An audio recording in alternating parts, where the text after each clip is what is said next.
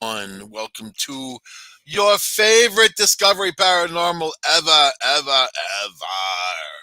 I'll tell you this. I'll tell you this. When I did a show about the fallen angels, right, and I missed last week because my work life is so intense. Oh my god. So, but away from those investigations and away from the stuff that I do normally, here we are talking about fallen angels again. Except it kind of spurred more questions as I was reading the stuff and getting into, researching the materials and getting into the stuff for that last show. So there seems to be a lot of collective ignorance when it comes to fallen angels and what they truly are, were, and represent. Then people don't really associate like Zeus and Poseidon, people like that, if you want to call them people, as fallen angels. But yet they are. And I'll tell you why. The Bible, any religious document, let's just say that, any religious document, of course, in the Bible, the Old Testament is also the Jewish Bible. So there's a lot of people that can agree with stuff there, but then it splits apart with the New Testament, right? And then you have other writings from other groups and other people. All of these are man-made religions. Never forget that. Don't have it be lost on you that it's man-made. And it comes down to basic primitive interpretation of events. Once you get past that and understand that the people at the time could only interpret what they knew from the knowledge that they had, which wasn't much. I mean, it depends on who you are. But, like the Roman Empire was pretty sophisticated for what it was. You go back before that, you're not going to find any of that. Here, there, and yeah, maybe, but not to that degree anyway. Then you have people, even during the Roman Empire time and thereafter, of course, you have people who weren't educated. They didn't really know anything, maybe have a basic understanding of language and that type of thing, and survival. They know they need to eat and have their lives. They procreated. They had kids. It seems like the whole thing was a mission to populate the earth, you know, best you can. And there wasn't a lot of spiritual deepness, evolvement going on. It was more about uh, gathering masses. But what do you do when you have those masses? I mean, we're to that point now. We have plenty of masses, and a lot of people still aren't ignorant, are ignorant, I should say, like me. And I think that there's people that will tell you we are on the verge of something unbelievable, unbelievable to wrap your little human puny brain minds around. Unbelievable in the fact that it's going to be a changing event. The only way that people can truly change and get away from what they are now, which is rooted in a lot of bad stuff, it's going to be an event that changes people, the event that brings people together, right? Anyway, so these gods, all of these civilizations around the world, and all of their religions kind of all tell the same story. They just put different names, different types, or maybe times or dates. You go back when times and dates become very sketchy. They don't even know when Moses was around. They don't even know when Noah was around. They can only guess at these times. They can try to link them up, Moses with the pharaohs and things like that. Sure. But all of these people who stand out, who are leaders among men. I mean, people looked up to these characters, and they still do today, which shows you how powerful that is. Do you think that happened by accident? You know, I was was watching the news today, kind of, sort of English news. English news is very nice. That, like, they're not nice to that Boris Johnson. They're nice to about everything else, and I like that. Nice is nice. It's kind of fake nice, you know. But so I'm watching like that, and I'm kind of looking at different stories about, what I'm going to do on my other show, Red Pill News, which I do every Thursday at 8 o'clock Eastern. I'm looking at all these different things, and there's only a handful of famous people out there, really, even per generation. There seems to be a finite number of the people who truly get pedestalized, the ones who would get on that point. Then they have to keep them going. It's often said that automobile ads on TV aren't there to make you go buy a car. They're actually there to make the people who bought the car happy about their purchase. Does that sound crazy? It's not. That's actually what it truly is all about.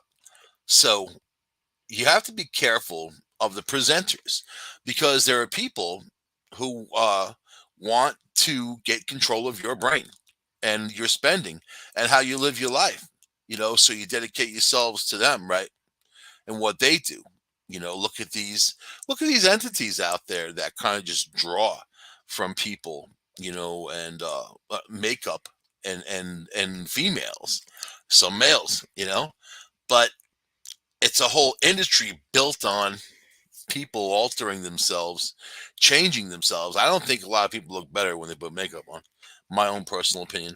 But they've been brought up to understand that, you know, and it was driven into their brain at one point, like cigarettes. The cigarette companies way back when you had your World War II.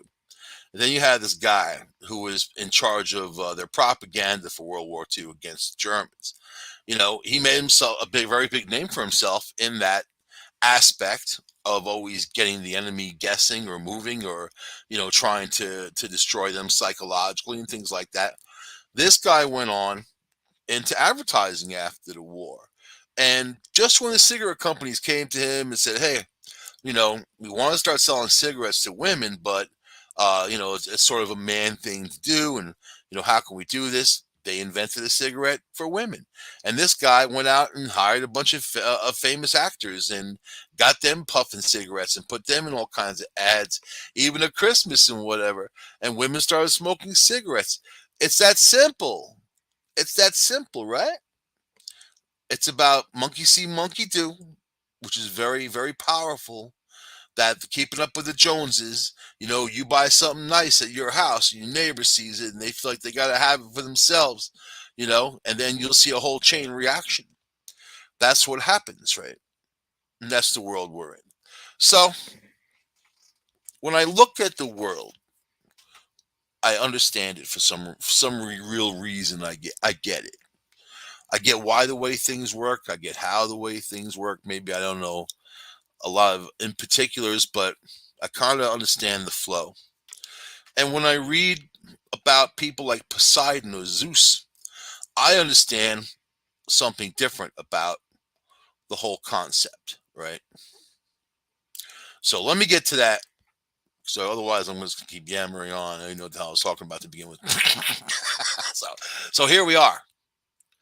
Zeus rules the gods of this world, and the fallen angels each govern civilizations on every continent. Poseidon rules over Atlantis, and it is the geographic capital of godly rule on earth. So let's think about that. The geographic capital of godly rule on earth. And Poseidon is the one sitting in that chair, ruling it, right? On earth. Okay. Atlantis, which for which the Atlantic Ocean is named, was geographically located between Europe and the Americas. Known by many other names across cultures and continents, we have an unquestionably similar archetype in Eden, right? So God said they would destroy the entire earth with a lowercase e, as in dirt, the submersion of a continent constitutes a total destruction of the soil. The most fascinating evidence for the existence of Atlantis is an account by the Greek philosopher Plato. In his work Timaeus, Plato recounts a dialogue between the Greek philosophers Socrates, Timaeus, and the politicians Critias and Hermocrates. In this account, Socrates is waxing poetically about Athens being a perfect society. Critias, hope I'm saying it right, then reveals them that it is the apex Athens faced. Its antithesis of a society, a naval power bent on conquering the world from its homeland, Atlantis. Solon, while in Egypt in the 6th century BC, was said to have spoken with Egyptian priests who revealed to him the history of the war between Atlantis and Athens. Keeping in mind also, now let's think about Egypt thousands of years ago was green and plush like the Amazon jungle is, And what you see now, it was the result of some cataclysm that had happened that shifted everything. Didn't just shift it there, it shifted everything globally, shifted everything out west, in the United States. And the Native Americans out there, the Navajo, the Hopi, they're all individual groups and they all share the same stories, and they're very proud of these stories that they pass down from their elders, and they want to make sure those stories don't get distorted in any way because that's what they got. It ain't the news what's going on today. This is the real deal. And when you listen to these stories about how they refer to the ant people, they all had a different name for them. But the ones who came to them actually didn't come to them. They went to the ant people. They had a song in their head and there was a direction to follow. They all went to that direction and then they got saved from some cataclysm. And then they were taught how to survive on the land thereafter. Right? So the fallen angels descended to earth. Every society tells a story about some kind of beings in fire chariots or whatever you want to call it, coming down, ships, whatever they're in, coming down from the heavens, the sky. You know, they were not of this earth, not as far as you'd know, right? And it all fits the same connection. Yeah, you go back to that CIA report about Project Stargate and the interesting work that they've done. You can definitely connect a lot of dots. So the fallen angels descended to Earth, to the continents of Atlantis, where they set up an angelic government of sorts, whose headquarters they named Mount Hermon. Right, and I'm going to tell you something I feel. I don't believe Atlantis was made out of land and soil. I believe Atlantis was some kind of ship, some kind of thing, extraterrestrial ship, you know, and then large enough to take up a lot of area. But that was where they ran their operations from. You know, you don't think they just came down with some wings on their backs and could perform all these things and build a society, train humans that were just a little smarter than some monkeys at that time, you know? Where do you think the rhesus negative came from 35, 40,000 years ago? They don't really have a pinpoint on exactly the date, but all these scientists agree it's not from Earth, that it didn't happen naturally. It wasn't a mutation or anything like that. So there you go. Like I said, all these things just make you have more questions, you know. So the Garden of Eden was located on the western portion of Atlantis, as Cain was sent eastward, most likely by sailboat, across the ocean to the continent of Nod. Mount Hermon was the highest point of Atlantis and a city. That was a city called Mount Olympus was built there for the fallen angels to conduct their business of playing God, basically, right? If you read anything about it. And it came to pass when the children of men had multiplied that in those days were born unto them beautiful and comely daughters. Probably pretty hairy though, man. I think about people back then. You know what I mean? I like it now. There's razor blades and soap. There's things like you can, a little bit of spritz. You want to smell like a mountain breeze, you can do that too. I think that's pretty good, man. But we talked about this a couple weeks ago with fallen angels. These guys, they got together with females, and then they had their giants, right? So this is how it all started. So let's see, what they say? What they say? And the angels, the children of the heavens, saw and lusted after them, and they said to one another, "Come, let us choose wives from the children of men, and beget us children." They're bored, right? They want to have the soccer barbecues. They want to have the family events, man. They're just fallen angels building a society, and they see these women, and they're, but there must have been women too, fallen angels. I mean, some of those Greek goddesses were female. What about that? Uh, and Simjaza, remember I said that's my new radio name? Simjaza. Simjaza here. Who was their leader, said unto them, I fear ye will not indeed agree to do this deed, and I alone shall have to pay the penalty of a great sin. You know that's how guys are. Yeah. You're not thinking with your brain. You're thinking with something else. And they all answered him and said, let us all swear an oath and bind ourselves by mutual imprecations not to abandon this plan, but to do this thing. Let's do this thing, man. They swear all together and bound themselves by mutual whatever upon it. And boom. That was in the book of Enoch 6, 1-5. The angels were assigned to watch. They admired the women. They agreed to chase after them like hound dogs and not tell anyone, even though it got out, didn't it? Nothing stays, that's the thing about secrets, man. They don't stay secret. So I don't know why the hell you call them that.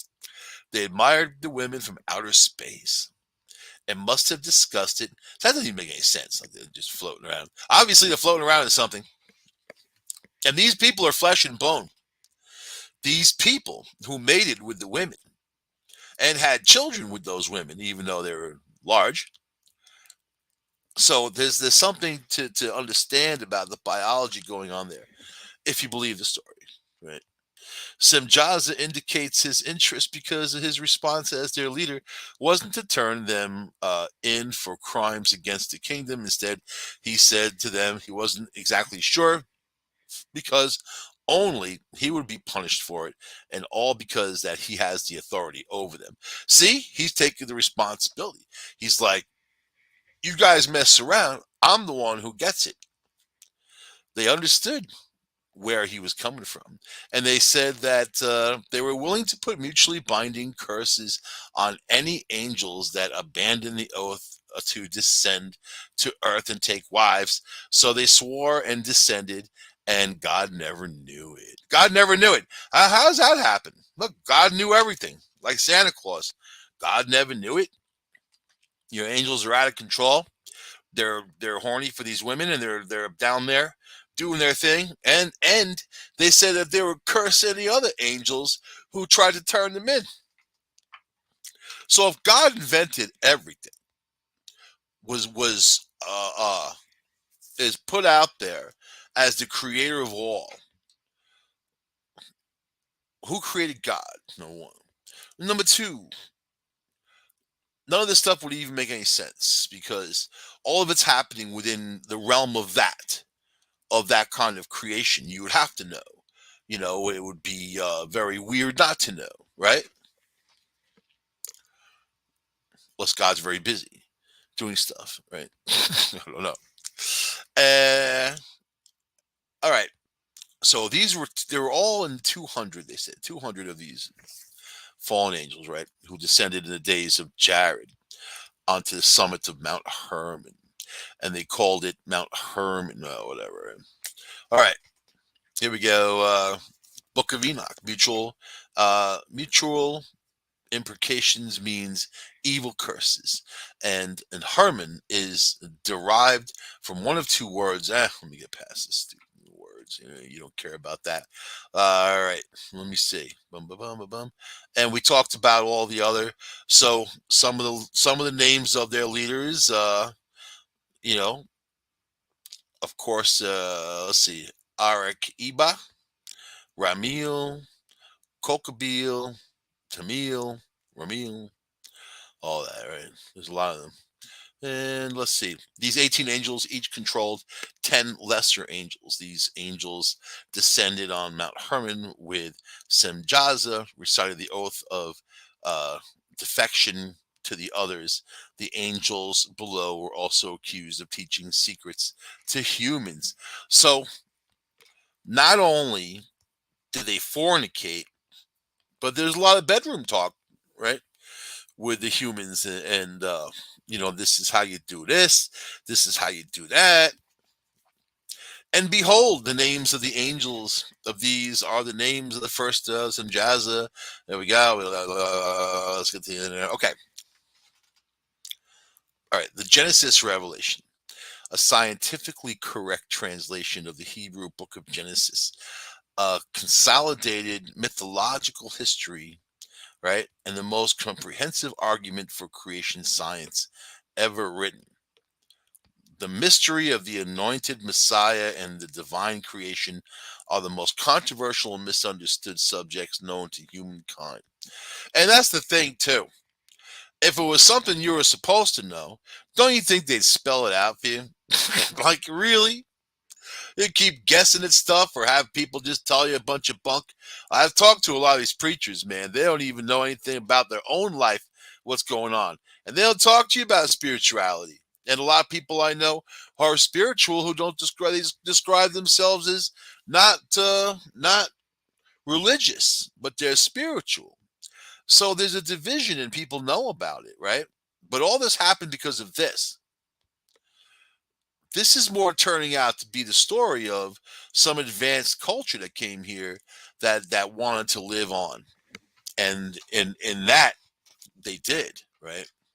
So for thousands of years, scientists, theologians, and lay persons alike have studied the Holy Bible in search of logical and practical solutions. That's their first folly, looking at the Bible for logical solutions, right? How the hell do you get that?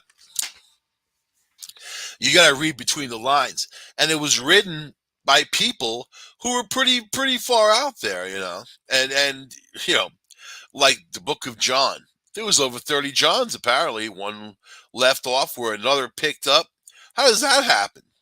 It doesn't happen.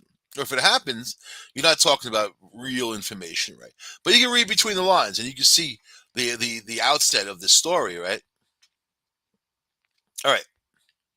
Creationism is the original theory of existence of the advent of scientific thought that has rendered the current case of creation basically just that two schools of thought, right? The people that believe it was God zapped everybody down here, and some of them don't even believe that anything existed before Jesus Christ, which is kind of weird because there's whole societies and evidence and things written and all that. But you can't argue with people like that, you know. You really can't. And they're kind of brainwashed in a real weird way. These ideas aren't their own. They were adopted by something else, by somebody who was peddling it to them. So the theory that the earth and all life on it was created in 6 actual days is incomprehensible to this new and more learned generation of faithful skeptics and agnostics. They seek a spiritual truth that is more consistent with what has been discovered about the universe. The current translation is scientifically archaic and skewed. That's why people don't want it, because they know that it's the greatest bullcrap story ever told. You know, are there truths in there? Yeah, most definitely. But what so? You know, and I think that I think there's truth in a lot of things, and there's also they take that truth, they cherry pick what they want, and then they sell you the story, right? So Poseidon is known as kind of a violent, ill-tempered god of the sea, although not just the sea, apparently, right? One of the 12 Olympians. He was also feared as a provoker of earthquakes and worshipped as the creator of horses. See that, man? And hot-blooded deity, Poseidon had many disputes with both God and man, most famously with Athena and Odysseus. So, very much like people, right? Uh, emotional, and if especially if you're emotional and powerful, and those emotions can run high, you can cause a lot of destruction. But it also came down to this: the sailors at sea would have a calm day, catch a lot of fish, come back in. Poseidon favored us. He did great things. We love Poseidon. Oh, you go to sea the next day, there's bad storms. Ship sinks, people die. Oh, Poseidon is angry and punished us. We must have done something. That's all that we must have done something to be punished. I was in a relationship like that. I was thinking all the time, what did I do to deserve this? Oh my God. And then I would think back further and be like, oh, that's right. That's what. That's what. So Poseidon's portrayal and symbolism. Poseidon is nowadays known exclusively as a sea god, but in ancient times, he was definitely the god of the earth and fertility, or even the supreme god in the sky. In fact, in portrayals, he looks very much like Zeus, a distinguished bearded man with a dense curly hair, piercing eyes. Homer says that his shriek was so loud as 10,000 men combined.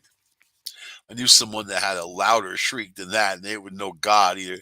Oftentimes, he is depicted riding a four-horse chariot and wielding a trident over the waves. The trident is his most recognizable emblem, though his son, Triton, carries one as well. And it is said that Poseidon struck a rock with his trident to create the very first horse, so which was named Scythius. That's going to be the next name of my next dog, Scythius. During, let's see, the gods used to use the trident to break off pieces of the island. Man, they would call that global warming, wouldn't they? They would be like, "You're causing global warming, Poseidon. I will destroy you. I'll just sink you into the waters of the earth. Oh, as long as it's clean water. No plastic down there." All right. So since Poseidon had multiple powers, the ancient Greeks invented various things to describe his manifestations. Pray to him. Yeah, pray to him. All about money, right? To some, he was savior of sailors. To others, he caused the earthquakes. To others, he averted the earthquake. Basically. Oh, and then to the fourth, he was leader of the nymphs. See, that's the door I would choose. I'll choose door number 4. I'll go hang out there. I don't want the earthquake. I don't want the horses aren't bad. I like horses. I was born the year of the fire horse. And sailors, Poseidon's family. Poseidon was the second son of Cronus and Rhea after Hades, and their pituitary child before Zeus was Hestia. Demeter and Hera were his sisters. So, like the Brady Bunch going on there of gods, right? Like all the siblings aside from Zeus, Poseidon was swallowed by Cronus at birth, and thanks to Zeus, after disgorged unharmed.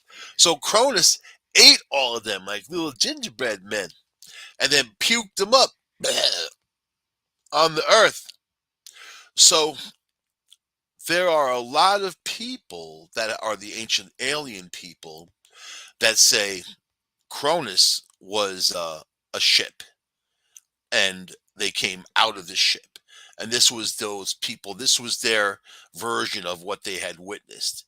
And the only thing that they could liken it to was regurgitating something, right?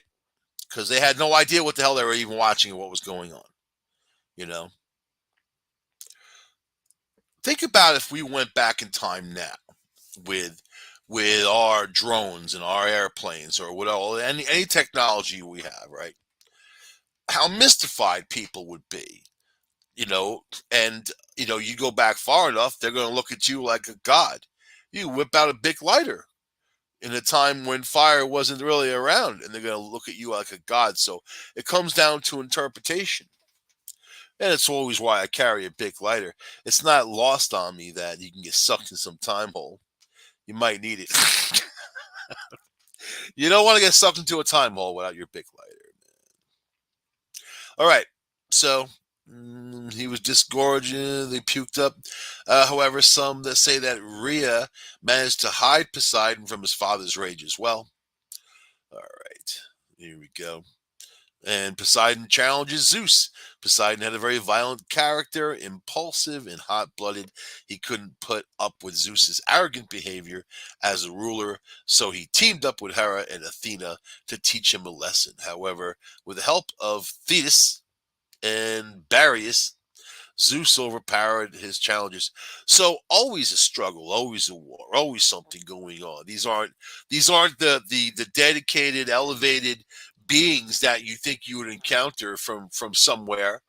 These people sound like people. Screw you over, screw your wife, take your stuff, kick you out in the street. So as punishment, Zeus sent Poseidon and Apollo to serve the Trojan king Laomedon, for whom they built the vast, beautiful walls surrounding Troy. However, when the time came, Laomedon refused to pay them. As a result, Poseidon, even against the advice of Zeus, fought on the Greek side during the Trojan War, sending a sea monster named Cetus to torment the Trojans. I don't know. Those packs of Trojans are pretty tight. You know what I mean? So it's a screw over. One screw over the other one, and I'm going to take this side. Nothing different going on today with people. Is there anything different? All right. So even so, the narcissist that he was, Poseidon, I did not call you a narcissist. If you're listening, Poseidon was. You got to put that out there sometimes. Poseidon destroyed the fortifications built by the Greeks, firmly believing that his walls are the only buildings of the type worthy to remain, and mad at him for blinding his son Polyphemus. He had a long decade feud with one of the greatest Greek heroes. All right, see, these guys just got this fighting amongst themselves, fighting. The god of the sea was also greedy, especially when it came to earthly kingdoms. Once he even wanted to obtain Athens from Athena, claiming that the city would have much more benefit from him than to her. To prove this, he struck his trident into a rock, creating a seawater stream that welled up into the temple. And the north side of the Acropolis, Athena in turn planted an olive tree. Let's see. The first king of Athens, Cecrops, which is the first king of Athens, decided that Athena's gift was so more useful than since it gave fruit, wood, oil. Athena kept Athens, and the rest is history. The rest is history. And just like Zeus, Poseidon had a weak spot for women, and much like him, he was not exactly loved back by them. However, what he couldn't acquire with romance and gentleness, he did with violence and craftiness, much like a lot of people today. And Poseidon and Harvey Weinstein are sounding a lot alike, except for the looks. I'm sorry, Poseidon, I didn't mean that either. All right. So this is the deal. These people have problems. They have problems you don't even think about having. And now a lot of what they did is not even politically correct, so they probably wouldn't even be allowed to do it in their little group of freaks, right? So these were the unruly people that came down. I'll call them people to build society, to teach mankind, which wasn't much better than what these guys were doing. And they had no problem with women and packs of women and all this because they were bored too. They weren't just building stuff. You got to have some downtime. You know what I mean? Of course, there's women running around, and women are ignoring them. These buffed out, muscled up dudes. Women are looking at them like, hey, baby. Angel, like, yeah, come on, you're Poseidon. You get more girls than George Clooney. Poseidon, hey, baby. Hey, baby. Poseidon. Yeah, like my stuff. Check me out. Got the water. That's right. I don't know. I wasn't there. The only thing I can tell you is that all these stories all kind of coincide. You know? And to listen to religious people talk about it is even funnier, you know, because they put their slant on it of what they thought Poseidon was. Even though they're admitting that it exists, I do know Christians who say that nothing existed before Jesus, like nothing. And when you talk to them and you're like, hey, you mean to tell me that there was nothing before Jesus? Like there was no nothing, no time, no nothing. Oh, in a week God made the earth and plunked Jesus down. Yeah, didn't work like that. In fact, there was whole civilizations saying there was a prophet coming or a Messiah, right? That's what they believed. The Jewish Bible believed it. The Jewish believed it. They just didn't believe it was Jesus. So, and all of them, extremely limited in understanding how things truly work. And now we have kind of a bite on technology as a people. We can apply the things we have today and look at technology from once when, and you can definitely see how these things are all coming together. I think when people find out the truth, they're going to be shocked. I think that future generations of humans are going to look back and think that people are idiots, basically, because I'm already doing that. And then we're still all in the same time zone, baby. All right, this is the deal.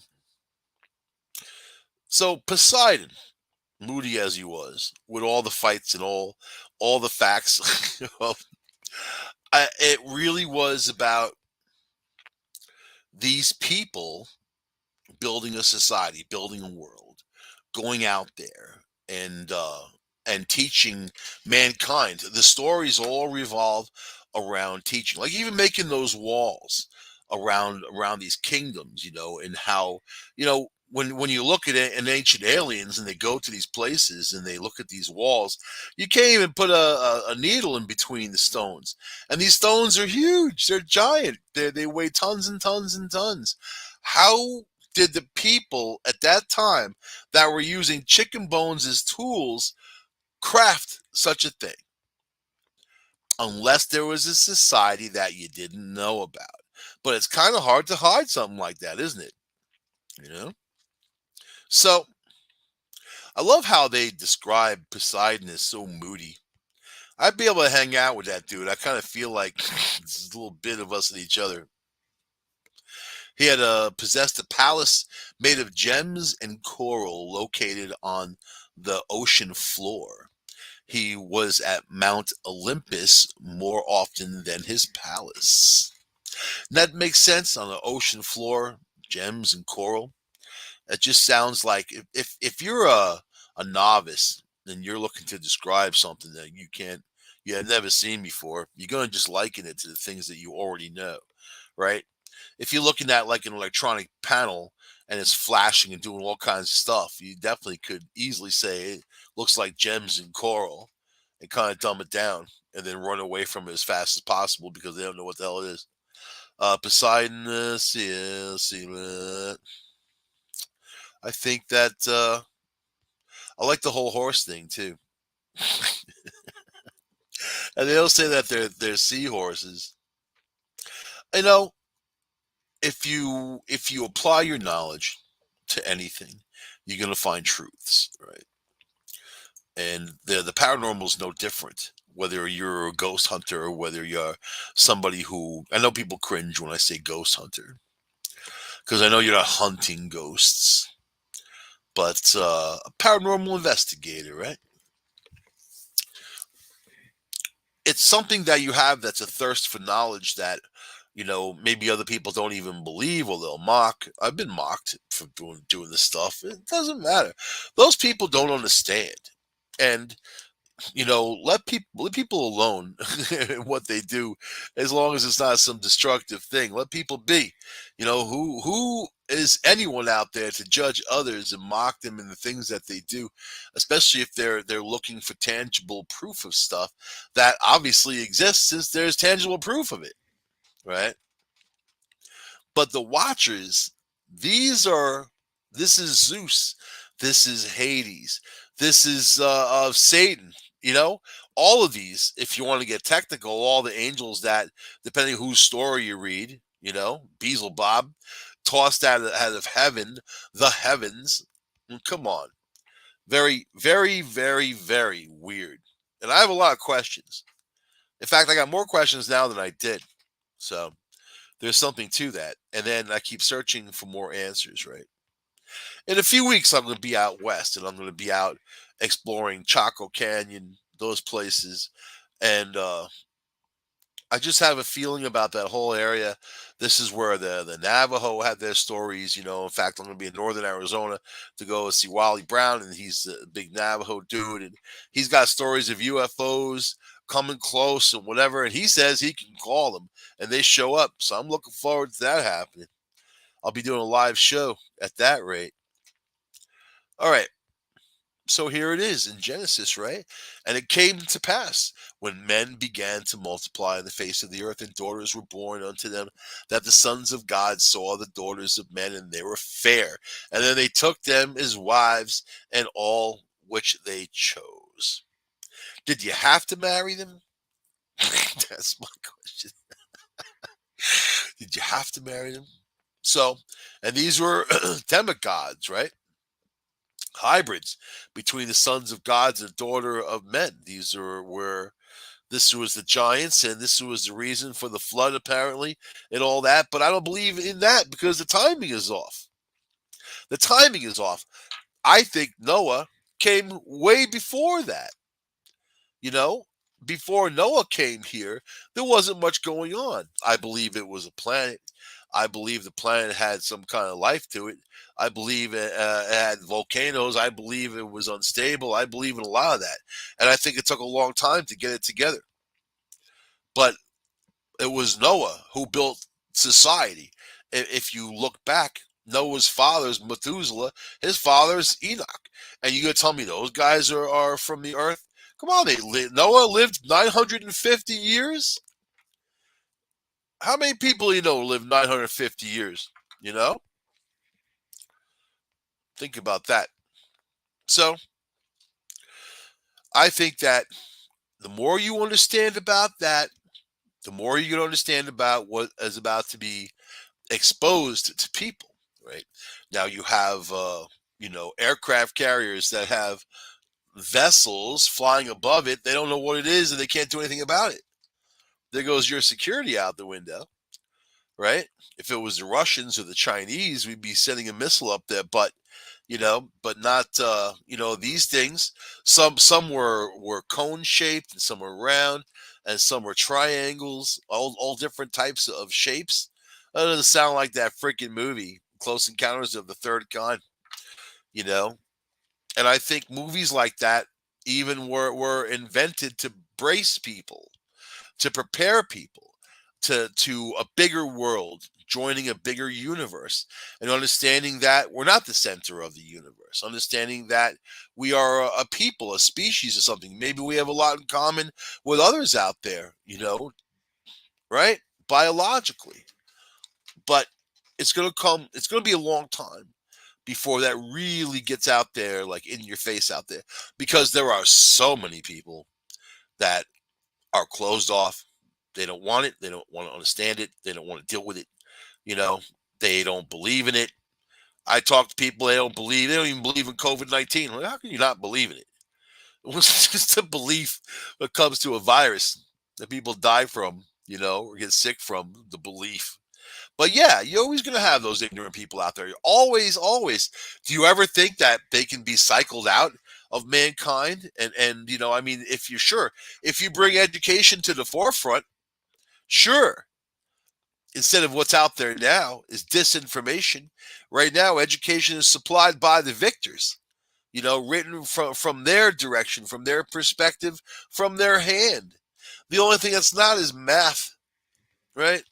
Can't mess with numbers. So yeah, they all knew it. They all protected each other. They all had their decree of not to turn each other in so they can go sleep with these girls, right? But let's see. It's a horny story, and that's like the Bible in general, man. There's some stuff in there. If you want to keep it clean, you gotta don't read it. You want to work clean, stay away from it because there's a lot. The Old Testament is different.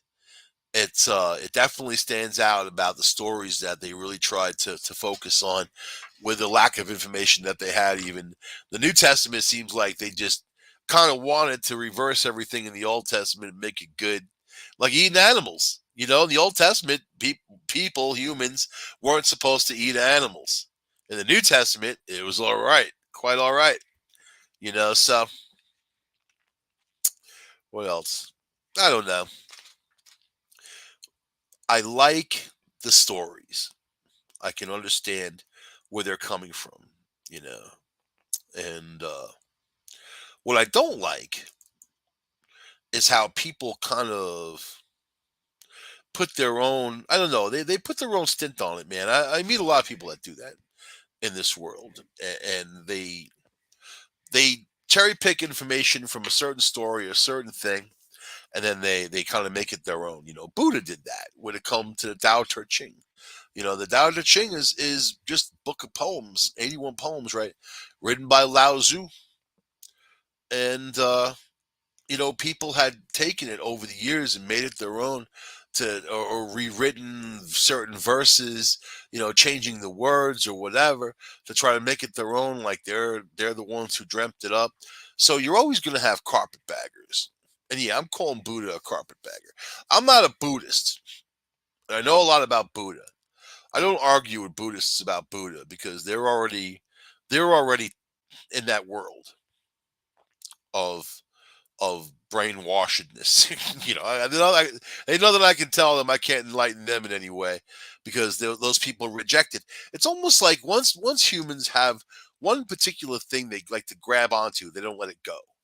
It's like some creepy dog toy. They just kind of have it and keep it with them, no matter how nasty it is, and they won't let it go. But you have to be open-minded in this world, and you have to understand that these stories of antiquity, they're written from a certain perspective. If the Christians have written it, it's written from their perspective. It's the Jews wrote it, it's their perspective. They're going to put their religion on it, they're going to put their stint on it, they're going to make it their own, right, and then give it out there. So you have to read the truth of it inside of there, the real information that's going on inside. So how do you do that? With an open heart and open mind, and look at people today and what they do, because there's not much different in people today that they're screwing each other over and doing all these things. And the same thing for these angels, you know. And they came down to Earth, and Earth was a boring place. There was no internet back then, and they found these women. They're sitting there watching from space. Really? Isn't that funny? They said that, like space, not like watching from heaven, watching from the moon. They're watching from space. And how do you accomplish that? Because these are oxygen breathing creatures. These were creatures that were biologically connected enough to mate with the ones on the earth, humans, right? And what about the dudes? Didn't they get some, man, a little Athena action? You know, come hang out. It'd be like I'd be hanging out with Athena. I would be her Pete Davidson. I'd be her funny little clown, you know, always making fun of stuff, always making fun of Poseidon's anger. Err. I would piss him off so bad. I used to say I could piss anybody off in less than 20 seconds, man. Now it's 10. I've actually improved my time. Like an Olympic athlete for heckling, I've improved my time. You know? So, Athena, I'm calling out to you, man. Or even Lilith, Lilith, was Adam's first wife in Eden, and she got kicked out because she wanted equality. Who the hell knows what happened there? Maybe she was an angel, and he was an angel, and they came down together for Eden. And then she wanted equality, he didn't want equality, or they didn't want equality. They didn't want women to be equal, or whatever. She wanted to be on top. That's how the story went. Seriously, that's how it's written. And they kicked her out of Eden. And then God crafted Eve from Adam's rib, right? But Lilith was from of this earth, from the dust and dirt of the earth, man. And then they vilified her, making her the sea hag.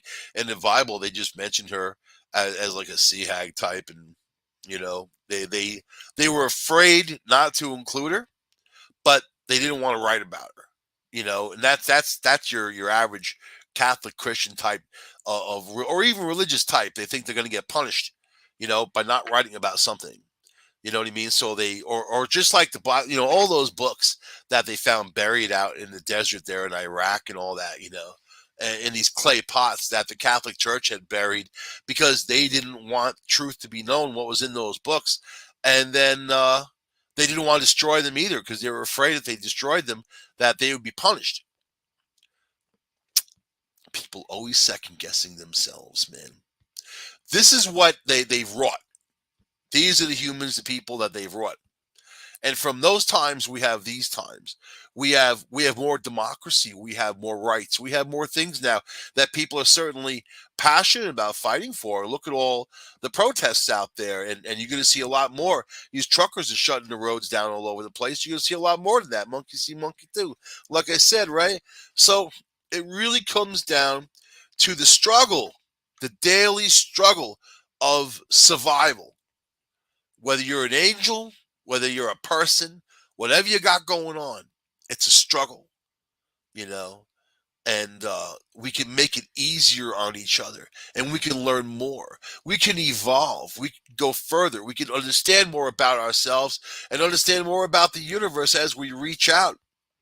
But we can't do any of that if we're just fighting and bickering all the time and wasting time, politicizing everything and being a bunch of fools. That's the problem. That's the problem right there. That's the biggest evil that faces mankind, ignorance. So anyway, I'm going to end the show on that note. Hope you guys had a lovely time talking about Poseidon and some fallen angels in Atlantis. I will see you guys next week on this here show. I am Poseidon, and I will send the lakes out after you. Rah! I live on a lake, man, so I don't want to say, a deep lake too. Don't need that guy messing with me, man. Somebody so angry. I think that he needs to get into some kind of Dr. Phil program. He's that angry, you know what I mean? All that seafood, gonna have a burger once in a while. I will see you guys next week on this show. Bye.